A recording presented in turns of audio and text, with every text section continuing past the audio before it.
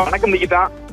சேலம் மாவட்டம் ஓமலூர் அருகே உள்ளது செம்மாண்டப்பட்டி கிராமம். இந்த பகுதியில் ஏலாதி என்ற இடத்தில் ரயில்வே சுரங்கப்பாதை உள்ளது. இந்த சுரங்கப்பாதையை சுற்றித்தான் கிராம மக்கள் ஒவ்வொரு முறையும் கிராமத்திலிருந்து வெளியே வரும் பாதையாக பயன்படுத்தி வந்தனர். ஒவ்வொரு முறையும் இந்த பகுதியில் மழை பெய்கின்ற பொழுது சுரங்கப்பாதையில் தண்ணீர் நிற்பது வழக்கம். தண்ணீர் வடிவதற்கு 2-3 நாட்கள் ஆகும். அதுவரை அந்த கிராம மக்கள் அந்த பாதையை பயன்படுத்தாமல் மாற்று பாதையை பயன்படுத்தி வந்தனர். இந்த நிலையில் நேற்று இரவு ஓமலூர் மற்றும் அதன் சுற்று வட்டார பகுதிகளில் கனமழை பெய்தது. இந்த கனமழையின் காரணமாக ஏலாதி ரயில்வே சுரங்க பாதையில் மழைநீர் தேங்கி நின்றது. இந்த நிலையில் இன்று அதிகாலை அவ்வழியாக கார் ஒன்று சென்றது. மழைநீர் தேங்கியதை கவனிக்காமல் சுரங்கப்பாதையில் சென்றுள்ளனர். கார் மூழ்கிய நிலையில் மீண்டும் காரை பின்னோக்கி நகர்த்த முயற்சி செய்துள்ளனர். அப்பொழுது காரை எடுக்க முடியவில்லை.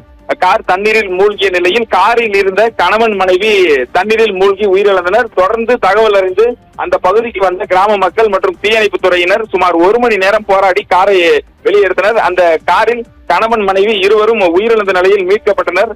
தொடர்ந்து ஓமலூர் காவல்துறையினர் இந்த உயிரிழந்தவர்கள் யார் என்பது குறித்து விசாரணை நடத்திய நிலையில் காவல்துறையினரின் முதற்கட்ட விசாரணையில் சேலம் சின்ன திருப்பதி பகுதியைச் சேர்ந்த வெங்கடாஜலம் மற்றும் அவரது மனைவி ராதா என்பதும் அவர்கள் உறவினரின் நிச்சயதார்த்த நிகழ்ச்சிக்கு சென்றுவிட்டு மீண்டும் திரும்பிய பொழுது இந்த அசம்பாவிதம் நடைபெற்றுள்ளது தெரிய வந்தது. தொடர்ந்து இருவரின் உடலை மீட்டு உடற்கூறு ஆய்விற்காக ஓமலூர் அரசு மருத்துவமனைக்கு அனுப்பி வைத்தனர். இந்த கணவன் மனைவி உயிரிழப்பு குறித்து ஓமலூர் காவல்துறையினர் வழக்கு பதிவு செய்து விசாரணை நடத்தி வருகின்றனர். தேங்கிய மழை நீரில் கணவன் மனைவி மூழ்கி உயிரிழந்த சம்பவம் அந்த பகுதியில் பெரும் சோகத்தை ஏற்படுத்தியுள்ளது.